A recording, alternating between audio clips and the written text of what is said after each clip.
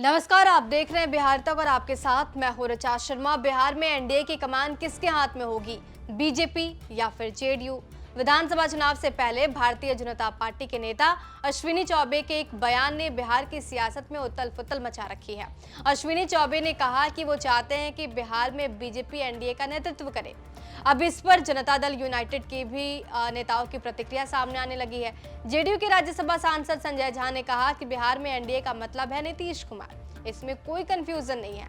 लोकसभा चुनाव के नतीजे आने के बाद बिहार बीजेपी अध्यक्ष और राज्य के उप मुख्यमंत्री सम्राट चौधरी और विजय कुमार सिन्हा ने बड़ा ऐलान करते हुए कहा कि हम 2025 का विधानसभा चुनाव नीतीश के नेतृत्व में लड़ेंगे। अश्विनी चौबे ने कहा कि मेरी इच्छा है कि भारतीय जनता पार्टी के नेतृत्व में एनडीए की सरकार बिहार में बननी चाहिए।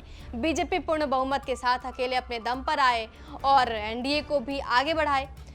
ये हमारी मंशा है और इसके लिए हर कार्यकर्ता को अभी से ही लगना होगा। मैं बिना किसी चाह के इस काम को बखूबी से करूंगा। उन्होंने कहा कि हम नीतीश कुमार को साथ लेकर चल रहे हैं, आज भी चल रहे हैं और आगे भी चलते रहेंगे। मुख्यमंत्री के सवाल पर अश्विनी चौबे ने कहा कि जब चुनाव होगा तब पार्टी और केंद्रीय नेतृत्व तय करेगा, लेकिन पार्टी में आयातित मामले जो हैं वो कतई बर्दाश्त नहीं किए जाएंगे। उन्होंने कहा कि चुनावी राजनीति में ना रहते हुए मैं सक्रिय राजनीतिक कार्यकर्ता के रूप में बिना किसी पद के लोभ के समाज सेवा करूंगा। कार्यकर्ता के रूप में मैं देश और बिहार में, विशेषकर भागलपुर और बक्सर में लगातार सक्रिय रूप से अपनी भूमिका अदा करता रहूंगा। अगले 5 सालों तक मैं सक्रिय राजनीति में रहूंगा। लेकिन अश्विनी चौबे का जब ये बयान सामने आया तो इसे बीजेपी के जो बाकी नेता हैं जैसे सम्राट चौधरी हो गए, विजय सिन्हा हो गए, ये कहीं ना कहीं तालमेल नहीं खाते नजर आ रहे हैं, क्योंकि सम्राट चौधरी और विजय सिन्हा ने पहले भी ये स्पष्ट कर दिया था कि नीतीश कुमार के नेतृत्व में ही वो आगे बढ़ेंगे विधानसभा चुनाव में।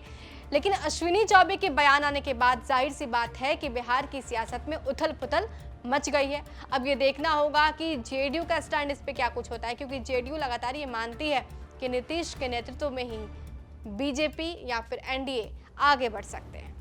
आपको क्या लगता है, नीतीश कुमार ही बीजेपी की तरफ से, एनडीए की तरफ से विधानसभा में चेहरा होंगे? हमें कमेंट बॉक्स में जरूर बताइए। बिहार की तमाम खबरों के लिए हमारे साथ बने रहिए, देखते रहिए बिहार तक।